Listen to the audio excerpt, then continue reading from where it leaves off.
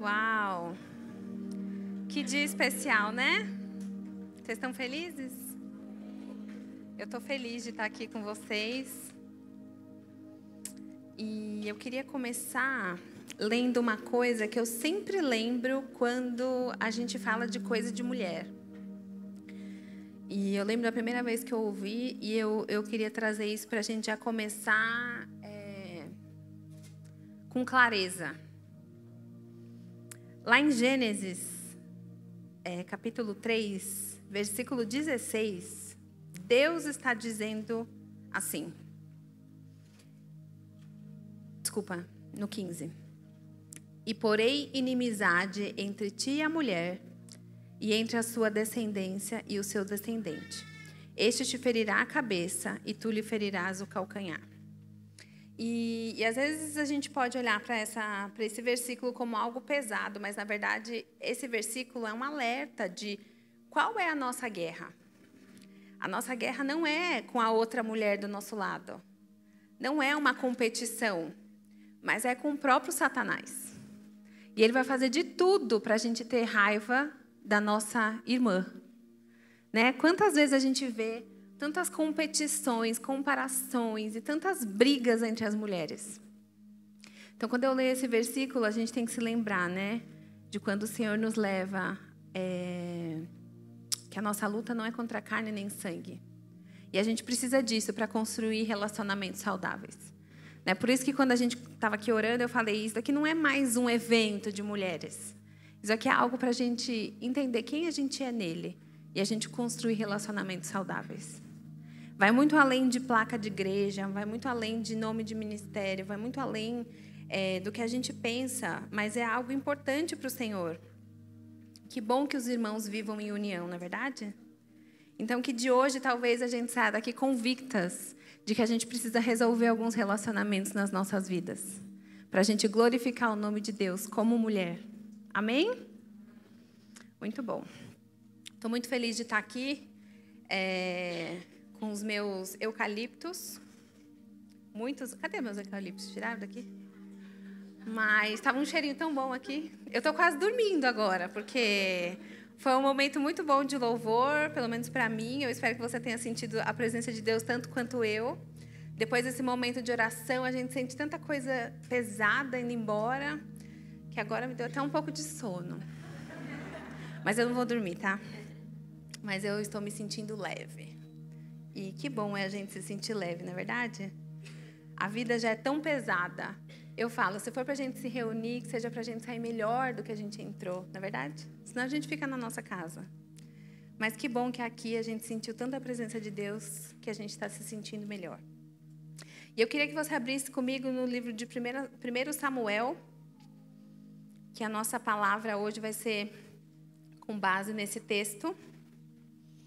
E eu queria contar um pouco da história de como a gente resolveu fazer esse encontro, né? Eu nunca tive... como é que eu posso usar uma palavra que não pareça arrogante?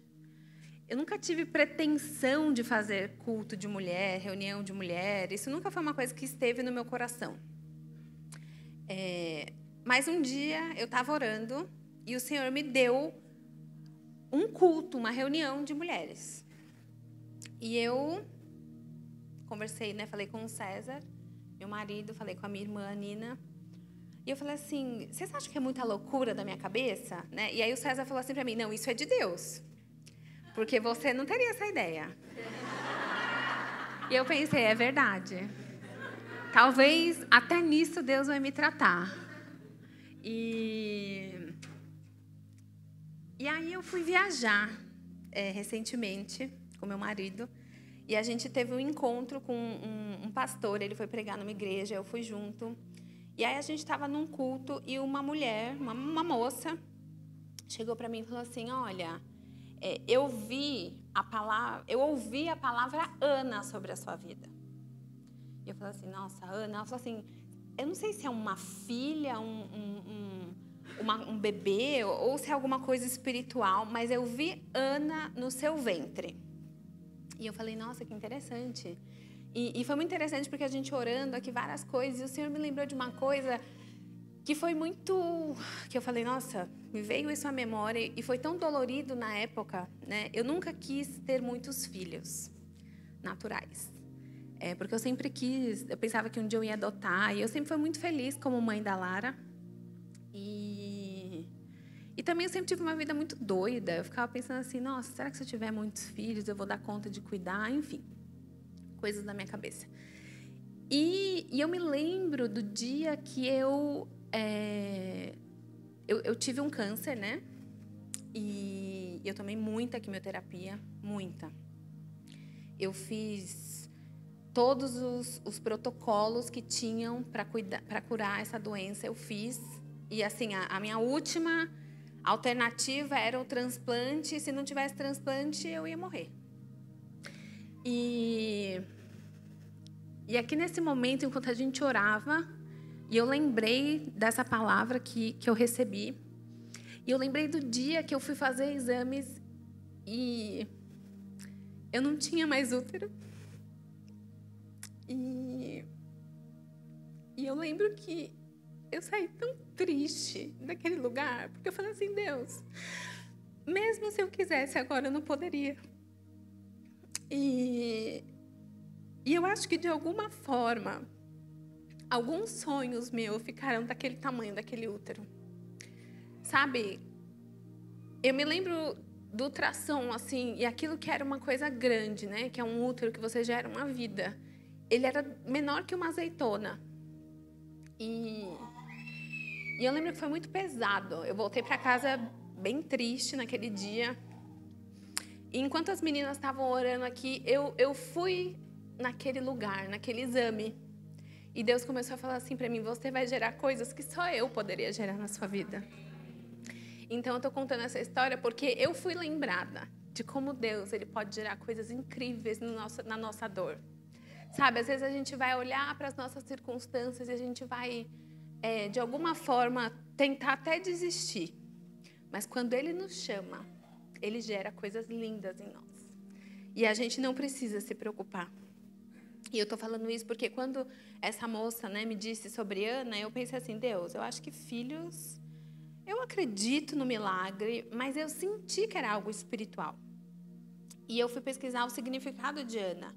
E o significado de Ana é cheia de graça ou graciosa. E Deus falou para mim, essa reunião de mulheres vai ser um ministério de graça. Porque a gente vai depender totalmente do Senhor. E a graça, ela é o auxílio divino. É a força que a gente recebe por meio do Espírito Santo nas nossas vidas. E trazendo um pouco de teologia para vocês, graça significa o favor imerecido. A gente não merecia estar na presença de Deus, mas Ele veio para a nossa reunião. E que bom é a gente poder se encontrar com esse Jesus. Né? Eu não sei você, mas toda vez que a gente tem um culto, toda vez que a gente tem uma reunião, eu fico pensando assim, gente, a pessoa mais importante do universo veio. Uau! Não importa se o salão está cheio, se está vazio, se é um encontro que a gente tem lá no nosso quarto. Quando ele vem, gente, a gente precisa valorizar tanto essa presença. A gente precisa estar assim, desligado do resto, porque a pessoa mais importante veio. Tipo, a pessoa mais importante do universo está circulando por essa sala, olhando nos nossos olhos e aprovando quem nós somos. Sabe, nada vai poder fazer isso mais profundo do que o próprio Senhor nas nossas vidas. E a graça, ela não é um alvará para a gente pecar, mas ela é um caminho de restauração. Sabe, infelizmente a gente vê muitas falas e muitas atitudes que barateiam a graça, o preço que Jesus pagou. E a gente precisa entrar nesse lugar onde a gente entende que esse favor imerecido, ele nos cura e ele nos promove para um lugar de santidade. Sabe, a hipergraça é o abuso da graça de Deus, onde a gente acha que Ele tem que se adaptar à nossa maneira de ser. Mas não, nós temos que olhar para a cruz e falar assim, Jesus, me transforma, me deixa mais parecida com você. Amém? E a diferença entre graça e misericórdia é que a misericórdia a gente não recebe o que merece. Imagina se você recebesse o que você merece. Medita aí uns 5 segundos. É melhor não, né? E a graça é a gente receber o que a gente não merecia. A gente mereceu um lindo presente no lugar de uma vida de escravidão.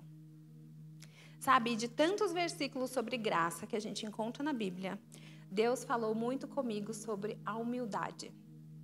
E ele me levou lá em Tiago 4,6, que diz, mas ele concede graça maior. Por isso, diz a Escritura, Deus se opõe aos orgulhosos, mas concede graça aos humildes. Eu creio que essa temporada que eu mais estou podendo praticar a minha humildade. E às vezes a gente ora coisas para Deus e a gente esquece que Deus está ouvindo, não é verdade? E Ele dá a oportunidade para a gente praticar aquilo que a gente está orando. Então, hoje, o título da nossa mensagem é Um Coração Fiel. Porque o coração fiel, ele demanda de nós humildade. E eu queria que você abrisse aí sua Bíblia junto comigo. Eu vou ler e eu queria que você acompanhasse.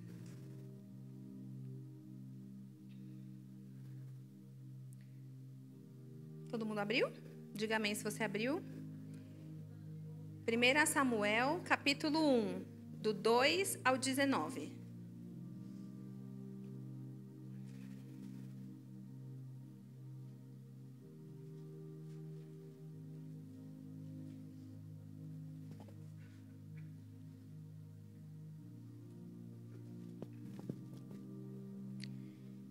Está falando aqui de Eucana, né? E ele tinha 2 mulheres. O nome de uma era Ana e a outra Penina.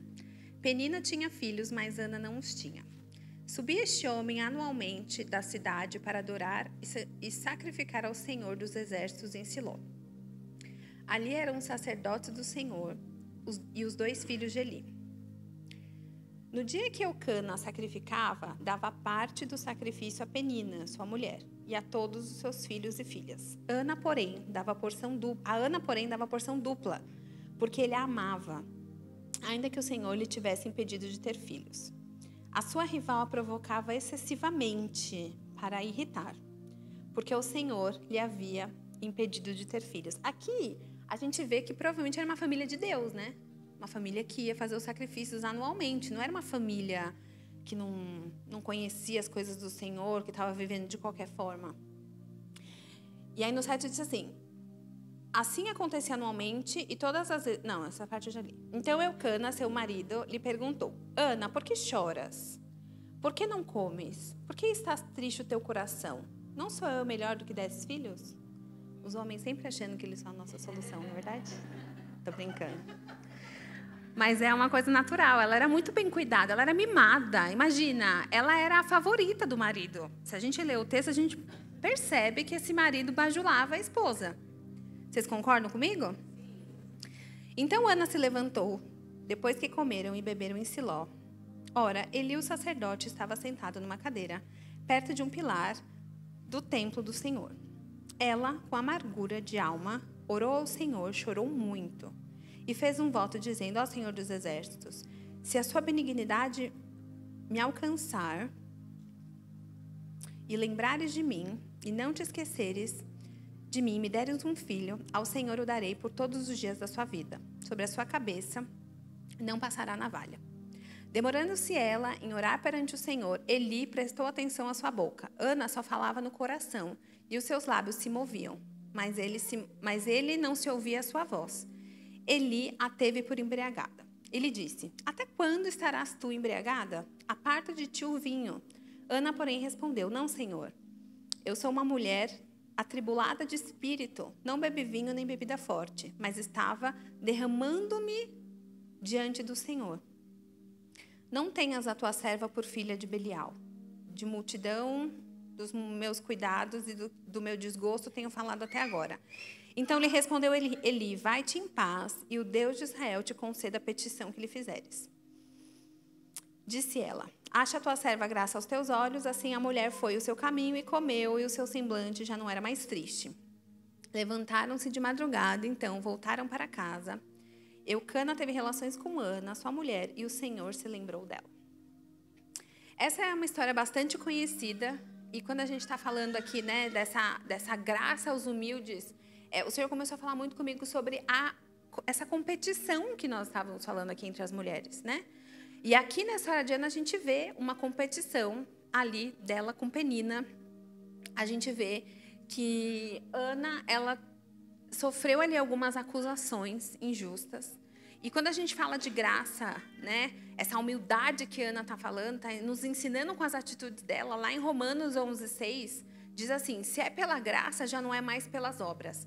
E se fosse de graça, já não seria. E nós, como mulheres, muitas vezes a gente gosta de fazer coisas, na verdade. Quantas de nós, às vezes, são lá paradas no momento de descanso e a gente inventa alguma coisa para fazer? Eu não sei você, mas eu tenho um faniquito que eu não consigo ficar parada. E às vezes eu me sinto mal de descansar. Eu sou essa pessoa, gente.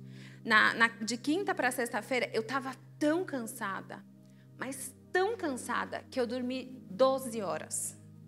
E quando eu acordei, eu queria morrer. Eu falei: Pamela, quem você pensa que é para dormir 12 horas? Porque assim, você tem tanta coisa para fazer. Como que você dorme 12 horas? E aí, o meu marido falou assim: meu, acho que você não tem noção do estilo de vida que você tem. Seu corpo está pedindo socorro, mulher, vai dormir. E eu falei: nossa, é verdade, né? E eu comecei a fazer contas na minha cabeça de tudo que eu tinha feito, do tanto de estrada que eu tinha pego, do tanto de confusão que eu tinha resolvido na semana. E eu falei: nossa, foram 12 horas necessárias, né, para eu poder estar aqui hoje viva, de pé. Então, às vezes, a gente tem essas coisas dentro de nós. Eu preciso fazer muitas coisas, mas o Senhor está convidando a gente para depender dessa graça que Ele faz por nós. E não que a gente vai viver uma vida de preguiça, mas uma vida de dependência. Amém?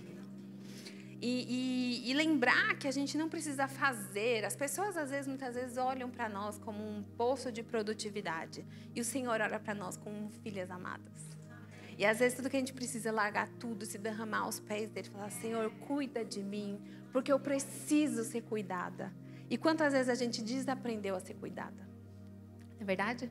A gente sente tanto peso em ser cuidada, a gente tem vergonha de pedir ajuda, a gente não tem coragem de ser vulnerável, porque a gente acha que isso é fraqueza. E o Senhor está olhando para a gente e fala assim: eu quero cuidar de você. E a primeira coisa que eu queria que a gente aprendesse aqui com a história de Ana é que para a gente viver uma vida onde a gente entende quem a gente é e a gente anda de acordo com a vontade de Deus, é que a gente vai ter que lidar com as peninas. Quantas aqui tem peninas na sua vida? Não é verdade? A gente vai ter que lidar com os provocadores. Sabe, em todas as versões que a gente lê, a gente vê que Penina irritava a Ana. Imagina que mulher chata. Sabia que a outra não podia ter filho e ficava cutucando. Sabe, às vezes a gente está vendo as pessoas tão quebradas ao nosso lado, em vez de a gente estender a mão, a gente está cutucando mais. A gente está: ai, tá vendo? É por causa disso, é por causa daquilo outro, você é ruim. A gente declara tanta palavra negativa que a pessoa nunca vai mudar desse jeito. A gente tem que aprender a mudar aquilo que a gente fala. Sabe por quê? Porque palavra tem poder. E às vezes a gente se torna pessoas pesadas, pessoas chatas, porque a gente fica declarando. Às vezes a pessoa até é uma coisa, e você tem que aprender a declarar o contrário daquela coisa. Não é verdade? Ninguém é perfeito. Eu não acho que Ana era uma santinha, mas, poxa, a mulher não podia ter filho, elas podiam se unir, não é verdade? Para dar um pouco de alegria na vida de Ana. Então, uma coisa que a gente aprende com os provocadores, às vezes os provocadores, eles nos tornam pessoas invejosas. Porque a gente não sabe quem é, a gente dá ouvido demais para a Penina na nossa vida e a gente começa a querer ser uma coisa que Deus não chamou a gente para ser. Sabe? E cada uma de nós temos uma marca nesse mundo única. E se a gente não se apropriar daquilo que Deus tem para nós, talvez nós vamos nos tornar as Peninas na vida das outras pessoas. Então, a gente precisa se fortalecer espiritualmente, aumentar a nossa confiança no amor de Deus por nós. Porque isso vai fazer com que a gente avance. Isso vai fazer com que a gente saiba quem a gente é. Outra coisa, a Penina, ela deixava Ana ansiosa. Imagina que a mulher não queria nem comer. Imagina. Quem gosta de comer aqui? Você sabe o que te tira a fome? Nada? Que bom. Eu tenho uma coisa estranha sobre a minha pessoa. Vou contar para vocês. Eu não gosto muito de comer. Eu como por sobrevivência. Comer não é a minha coisa que eu falo, meu Deus, uma experiência gastronômica, me arranca suspiros. É tipo assim, sério, gente. Precisa comer, então a gente vai comer. A minha filha ama comer, a linguagem de amor dela é comida. E a minha filha, ela come quando ela está triste, ela come quando ela está feliz, ela come quando ela está ansiosa, ela come quando ela está preocupada, ela come quando ela vai... Ela come, ela come, ela come. E Ana aqui, ela ficava tão ansiosa que ela não queria nem comer. E uma outra coisa que as peninas ensinam para nós é que a gente precisa rejeitar as batalhas que não são para nós. Sabe, às vezes a gente é muito rápida em assumir coisas que, nossa, não vão fazer nada de bom na nossa vida. Pelo contrário, vão acabar com a gente, vão deixar a gente mais cansada. São aquelas batalhas que o Senhor está olhando e fala assim, minha querida, isso daí não é para você. Larga isso, deixa a penina comigo e vai cuidar do teu milagre. Vai gerar na minha presença. Às vezes o Senhor está falando isso para nós. Sabe, quantos de nós pegamos problemas que são dos nossos familiares, pessoas que a gente gosta, que a gente ama? Gente, todos nós temos os nossos processos. As pessoas que você ama também estão passando por um processo. E às vezes você está atrapalhando o processo dela. Porque Deus não consegue agir, porque você não deixa. Porque você quer ajudar Deus, e Deus ele não precisa da nossa ajuda, ele precisa da nossa oração. Hoje eu estava pensando, né? Um culto tão simples, com voz, violão, não tem uma banda, não tem uma mega estrutura, não tem nada. Mas como a mulherada traz a presença, vocês perceberam isso? Parecia que tinha uma multidão aqui. Eu falei, nossa, será que é profético isso, né? Será que eu já estou ouvindo o futuro já? A voz de vocês era uma coisa intensa, as orações, uma coisa intensa. E eu fiquei pensando, às vezes a gente fica falando de empoderamento feminino, como se a gente tivesse que se comparar aos homens. A gente precisa colocar o nosso joelho no chão. Sabe, é esse lugar de oração que nos empodera. Porque a gente aprende a ser o que Deus tem para nós. E a gente não precisa se comparar, nem arrumar briga com ninguém. Então, a gente aprende todas essas coisas acerca de penina e fica aqui o lembrete que nós não sejamos peninas na vida das pessoas. Sabe, a gente precisa aprender a estender a nossa mão. As pessoas são diferentes da gente. Olha para a pessoa do teu lado. Essa pessoa tem uma luta que talvez você não conheça. E é respeitoso você deixar essa pessoa em paz. Às vezes, a coisa mais espiritual que a gente pode fazer por alguém é deixar ela em paz. Então, vamos aprender aqui o que não fazer com penina. O segundo ponto que a gente aprende é gratidão independente da circunstância. Quando fala que Ana desce, ela oferece uma oferta pacífica. E naquele tempo, a oferta pacífica significava um ato de gratidão. Ela não tinha o milagre, mas ela foi agradecer. Sabe, às vezes a gente fica, ai Deus, o dia que eu tiver, o dia que eu não sei o quê, o dia que eu não... Não é hoje. O que você tem para agradecer? Hoje. O que Deus está fazendo por você? Hoje. Sabe, o que você pode olhar e falar assim, Deus, eu nem sei o que está acontecendo, nem sei o que está fazendo, mas assim, eu sei que o Senhor é tão bom, que se o Senhor não fizer desse jeito, o Senhor vai fazer de algum outro jeito. Eu agradeço porque o seu jeito é melhor que o meu. Então, quando Ana sobe ali, ela vai entregar algo para Deus. A gente sempre tem algo para Deus para entregar. Qual é a nossa oferta pacífica de hoje, com o que a gente está vivendo agora? Sabe, o coração de Ana, ele estava aflito. Mas depois que ela desce daquele lugar de intimidade, diz que a afeição dela já não era mais triste. Sabe, toda vez que a gente entra na presença de Deus, a gente não sai igual. Às vezes a gente está querendo ficar indo de evento em evento, e eu sei que às vezes evento de mulheres tem várias coisas, né? Eu ouvi dizer que tem teatro, um monte de coisa que eu nem sabia, cor de roupa, tudo isso. E eu não sei se eu frustrei a sua expectativa, talvez um pouco, mas assim, eu não acho que a gente precisa de mais um evento. Eu acho que a gente precisa de mais profundidade. Sabe, eu não acho que a gente precisa de uma paleta de cor, de roupa, para a gente ser mais parecida com um culto de mulher. Eu acho que a gente precisa aprender o que é a verdadeira adoração. Sabe, o que Deus espera de nós? O que a gente pode fazer de diferença na nossa família? O que a gente pode fazer de diferença no nosso lar? Sabe, a gente não vai falar sobre tricotar, e não é nada de errado com tricotar. Mas assim, a gente precisa parar de ser estranha. Sabe, a gente precisa começar a entender quem somos diante de Deus. Sabe, não é o clube da Luluzinha. Isso aqui não é uma proposta para a gente voltar daqui a um mês e Girls Power. Não! Isso aqui é para a gente voltar para a nossa casa e falar assim, Senhor, como eu posso servir melhor o que o Senhor está me dando hoje? Sabe, às vezes a gente quer tantas coisas. E acredite, você não vai conseguir dar fruto se você não mudar a sua cabeça hoje. Sabe, as solteiras não é quando casar. As casadas não é quando o seu marido sofreu uma transformação. Sabe, a transformação tem que começar dentro de nós. Sabe por quê? Porque senão, daqui a pouco as coisas, é tudo assim, mas por que você chora? Você já tem tudo. Se Jesus não está preenchendo um espaço importante do nosso ser, não adianta, gente. Pode vir tudo, dinheiro, marido, tudo. Não preenche. O que nos preenche é a gente saber quem a gente é diante do nosso Pai. E a gente precisa dessa força, sabe? Diante das diversidades. Eu não estou falando que o seu problema, talvez, não é difícil, mas é que no meio do processo, a gente descobre quem a gente é. Eu lembro que quando eu fiquei doente, né? Uma das coisas, a primeira coisa que eu falei assim, eu lembro, agora eu vou ver quem as pessoas são. Ai, que horrível. Mas eu falei isso. E aí Deus me corrigiu na hora. Ele falou assim, não, agora você vai ver quem eu sou.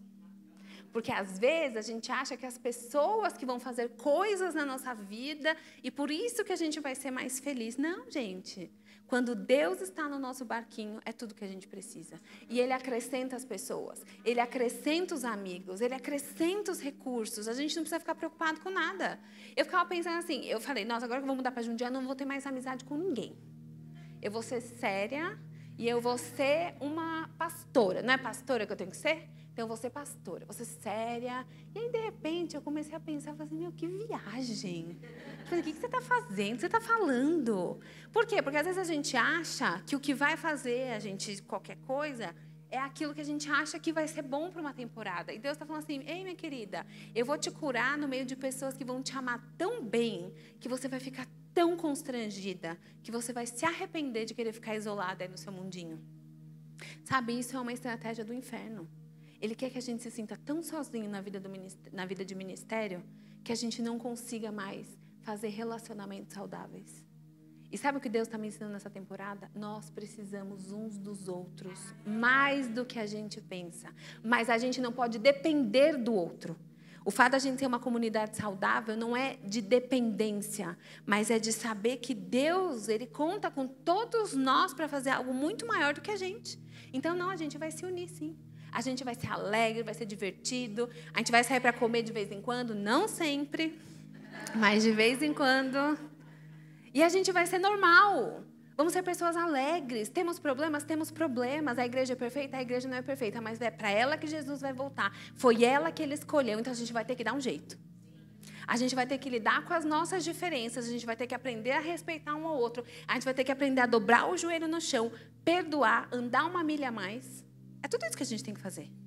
Se a gente acredita na noiva de Cristo, a gente precisa fazer alguma coisa das nossas vidas. Isso é a transformação que a gente quer ver. Isso não é uma frase de caminhão, gente. É uma verdade. A gente precisa ser a mudança que a gente quer. Porque Jesus, Ele foi contra tudo aquilo que era o padrão daquela época. Sabe, mais humilhado que Ele não seremos. Mais maldito que Ele se fez por nós não seremos. Ele pagou tudo por nós. E é para essa noiva que Ele vai voltar.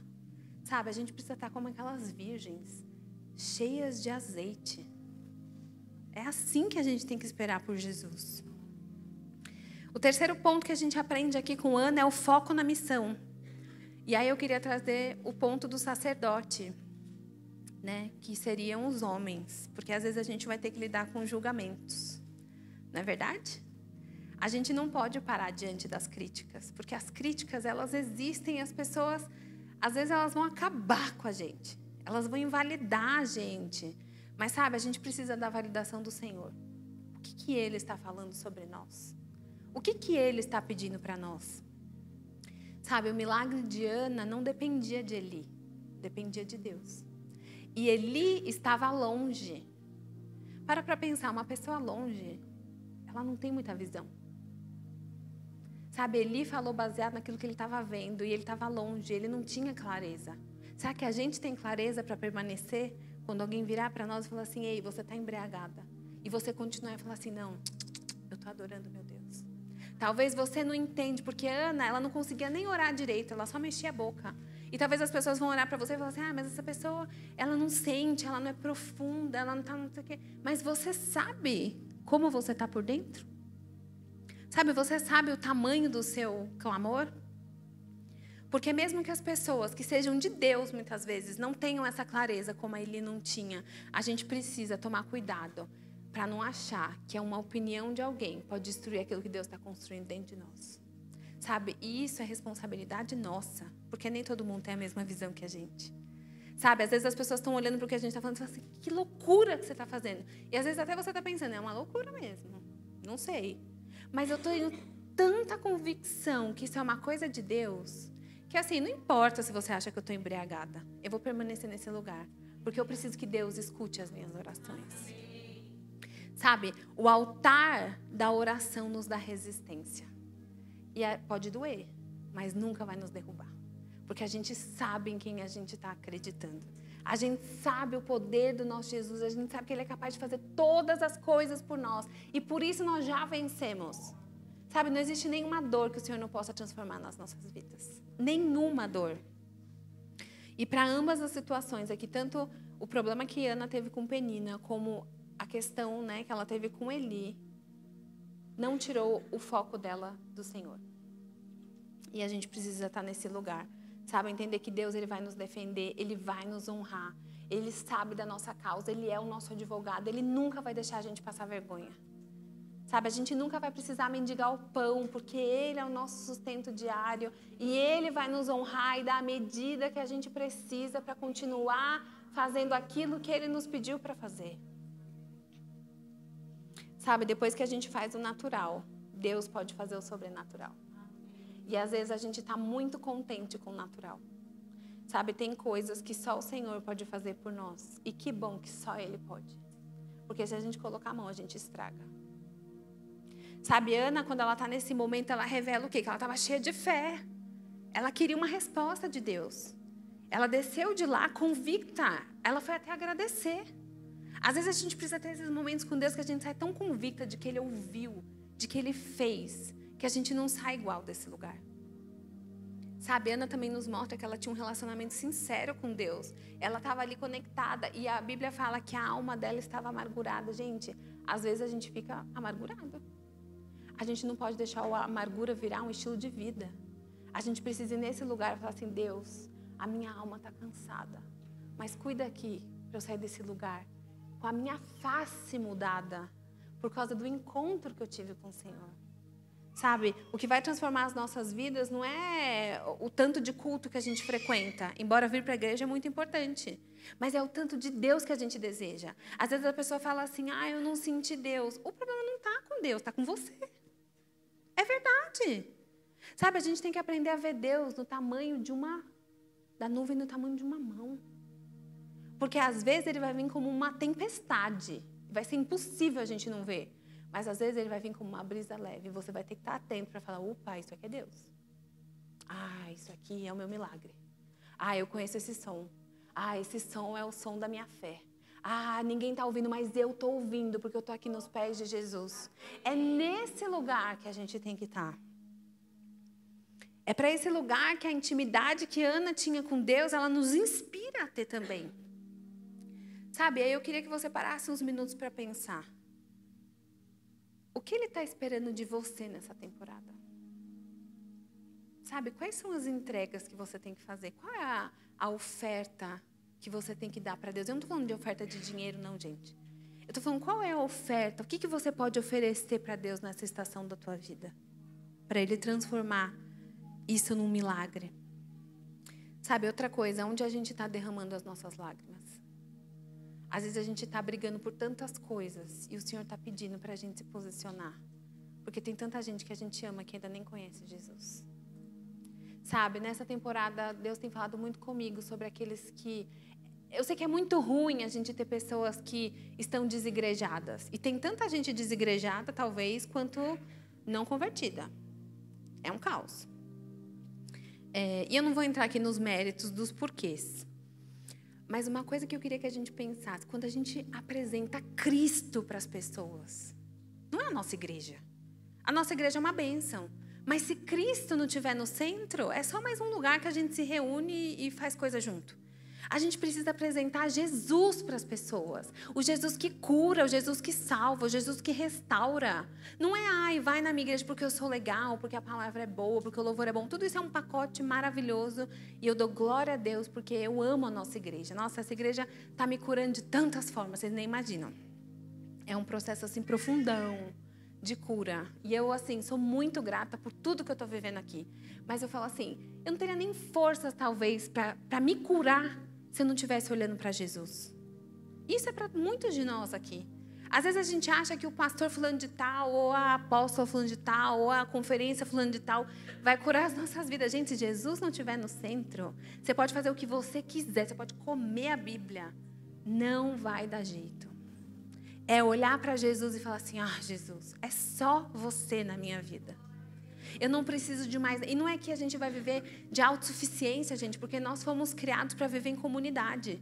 Mas o que eu estou querendo dizer aqui é que Jesus no centro, todo o resto se ajeita. Vai ser perfeito? Não prometo que você vai voltar para sua casa e seu marido vai estar montado num cavalo branco com um risoto na mão. Não estou prometendo isso. Mas às vezes a gente sai de reuniões como essas tão concentradas na pessoa de Jesus, que a gente não liga para mais nada. Sabe? E não que as pessoas não tenham que melhorar, nós estamos num processo constante de melhoria. Mas é que a gente aprende a se contentar simplesmente porque Ele está presente. Então, uma dica, chama Jesus para a tua casa. Chama Jesus para o teu lar, unge as roupas dos teus filhos, do teu marido. Sabe? Faz umas danças proféticas, umas coisas. Funciona. Eu prometo que funciona. Às vezes eu pego o meu óleo e eu fico... bate em retirada daqui, porque aqui não tem espaço para vocês. A minha vizinha lá de São Paulo, eu acho que ela pensava que eu era doida, porque era apartamento, né? Tinha dias que era só na marcha. E funcionava. Sabe por quê? Nós somos o tempo todo tentados, mas não por Deus.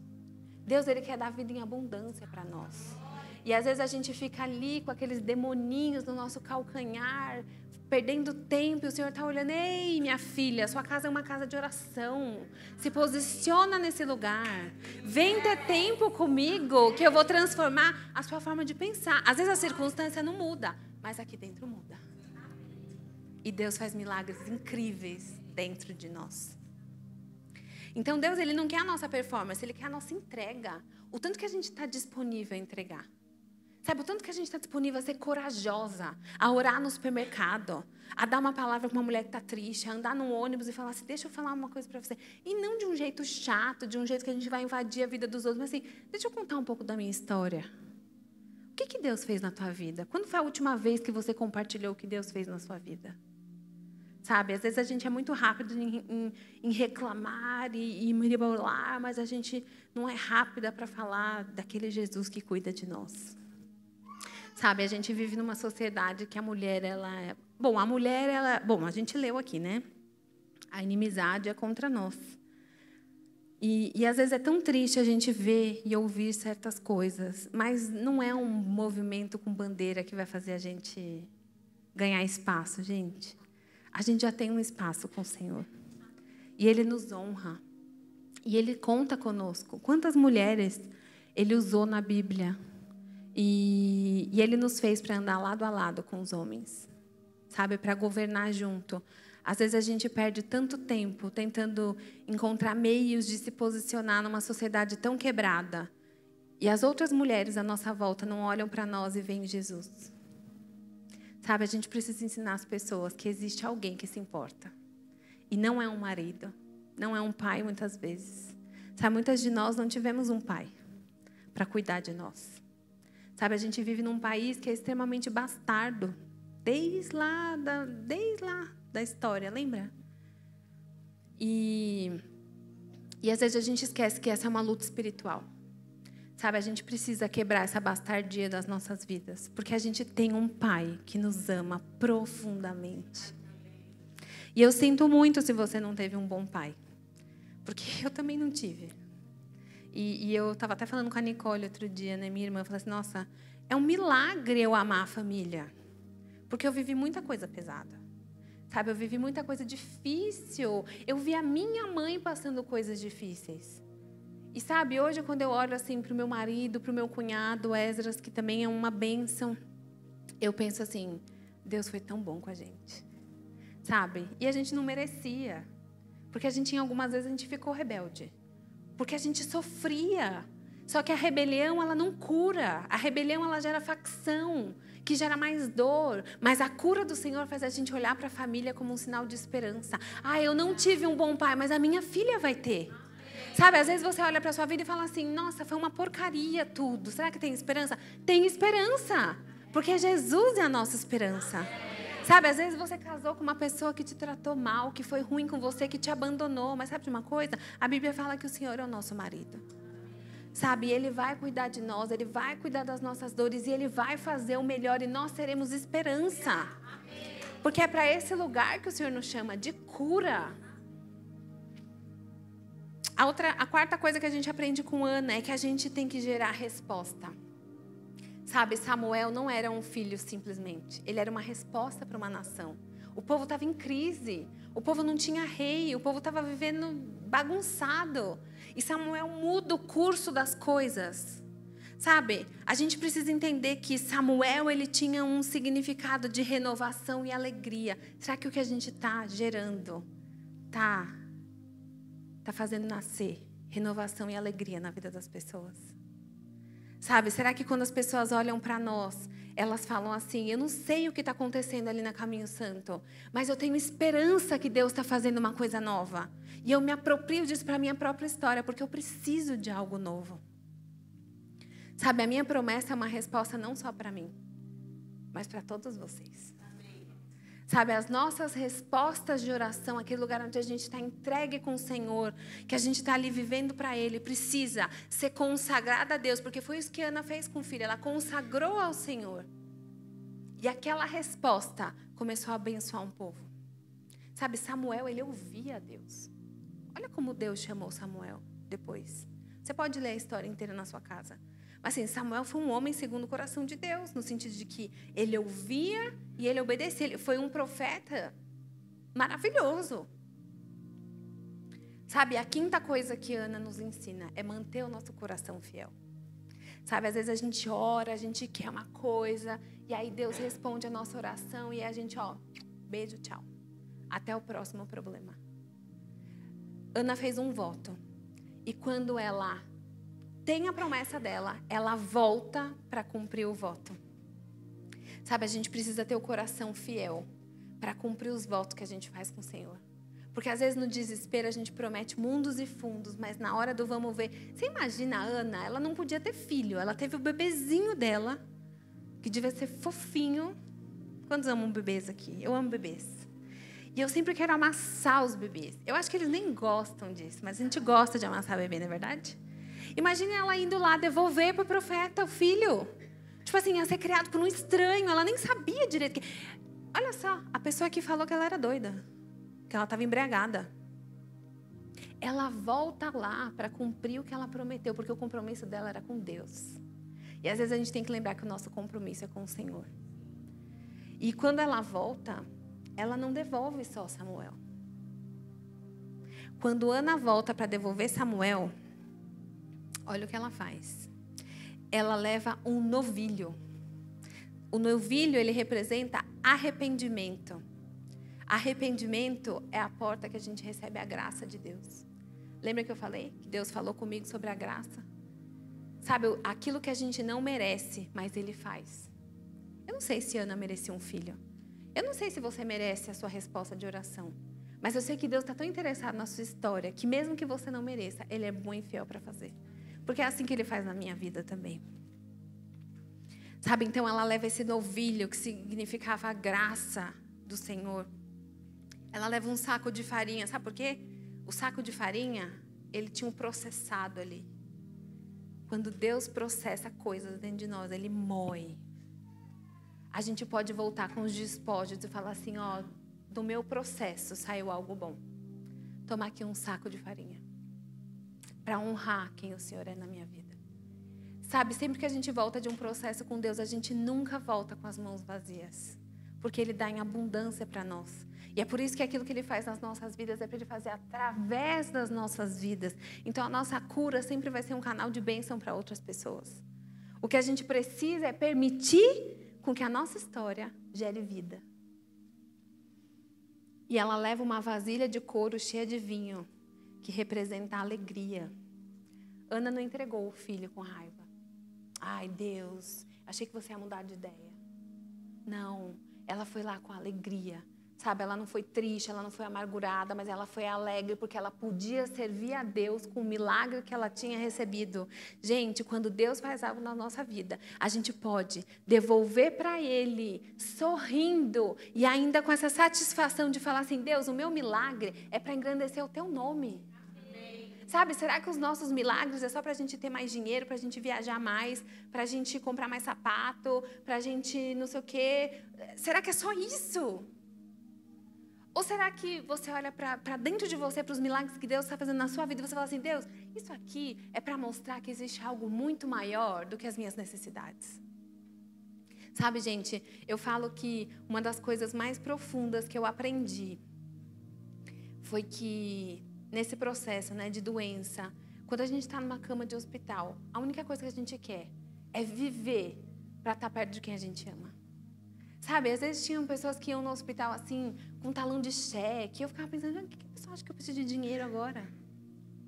Sabe, quantas vezes eu pensava assim, nossa, eu podia tanto manipular essas pessoas com um negócio emocional, assim, daquele momento.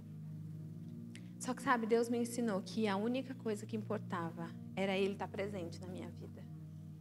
E Ele falava assim para mim, quando você se levantar, pega esse milagre e faça algo produtivo com isso. Leve cura para as pessoas. E Deus falava para mim, não vai ser só cura física, é cura na alma. Sabe, porque eu sei de onde Deus me tirou. E, gente, quando eu olho para a minha história, quando eu leio os meus caderninhos, os meus diários de anotação, eu falo, só o Senhor poderia ter feito isso por mim.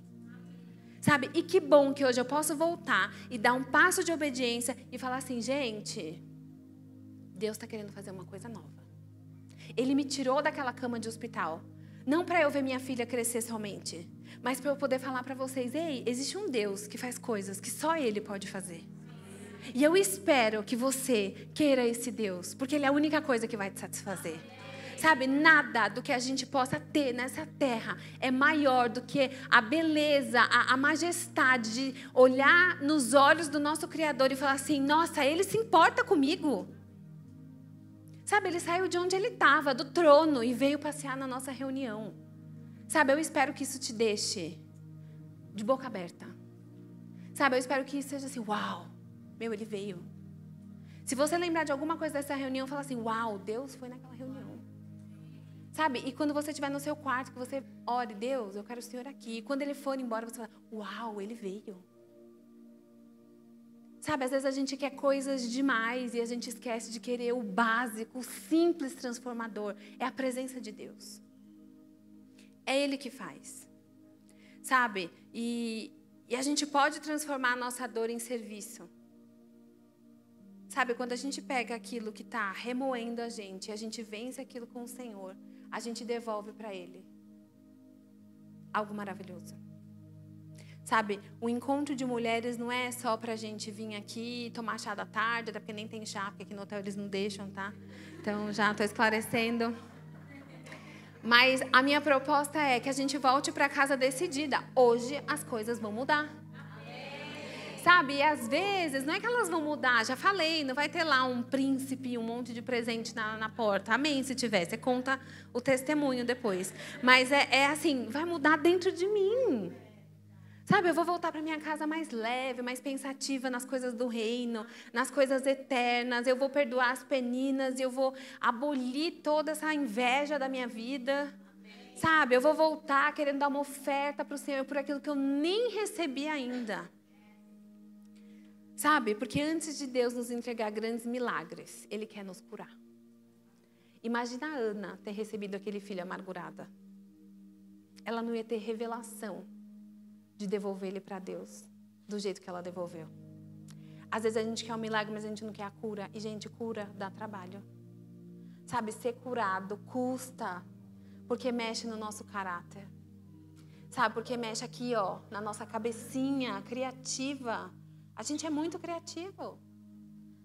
Eu gosto muito de estudar neurociência e eu fico, assim, chocada com a nossa capacidade. Só que a gente precisa transformar, a gente tem a mente de Cristo. Então, a metanoia vai fazer a gente mudar a nossa forma de pensar e a nossa forma de construir, porque o Senhor vai mudando as nossas lentes. Sabe, então, que as nossas batalhas, elas gerem vida. Assim como essa batalha de Ana gerou uma resposta, eu creio que as nossas vitórias, elas vão glorificar o nome de Deus. Fica de pé junto comigo para a gente orar.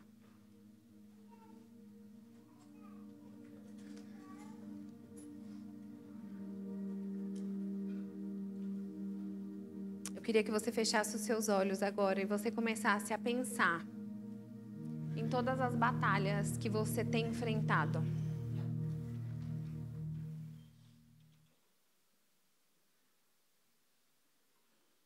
Começa a meditar tudo aquilo que tem tirado a sua paz. Tudo aquilo que tem feito você perder o foco. Tudo aquilo que tem feito você ficar desencorajada, ficar desacreditada. Sabe, coloca todas as suas frustrações diante de Deus. Eu sinto que o Senhor quer nos dar foco nessa tarde.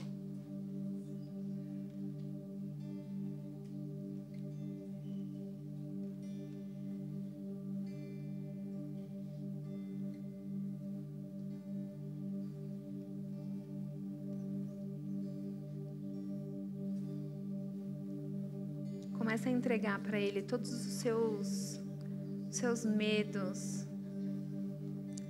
Se você se sente fraca em alguma área, se você acha que você não está entregando o seu melhor para Deus, pede para Ele transformar.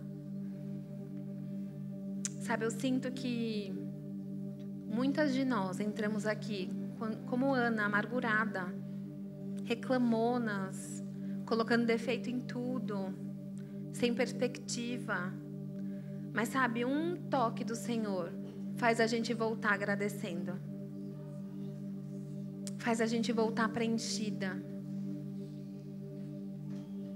Senhor, nós te agradecemos porque a tua bondade, ela fornece essa graça que a gente recebe aquilo que a gente não merece.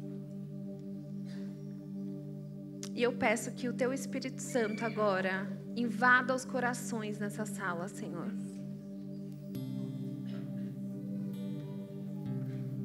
Transforma o nosso fardo pesado no teu que é leve. Nós queremos desfrutar dessa leveza que o Senhor nos propõe. Senhor, eu oro agora para toda distração ir embora. Senhor, toda preocupação com as peninas das nossas vidas. Senhor, tira toda inveja dos nossos corações, toda comparação, todo espírito imundo que fica rondando as nossas vidas, querendo trazer contenda, querendo trazer desordem. Nós rejeitamos isso. Senhor, nós queremos voltar para casas hoje convictas de que o Senhor nos chamou e que o Senhor vai nos sustentar no nosso processo.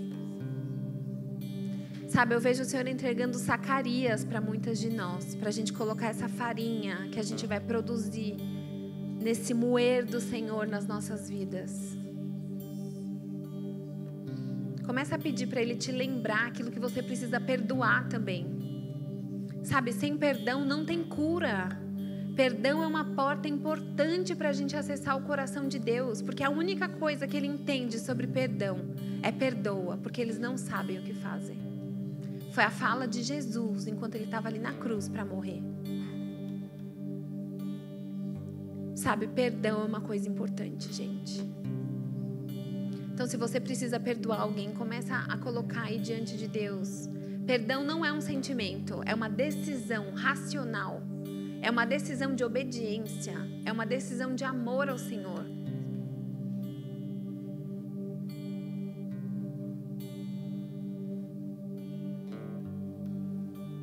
Senhor traz agora revelação do teu poder nas nossas vidas. Nos lembra de onde o Senhor nos tirou.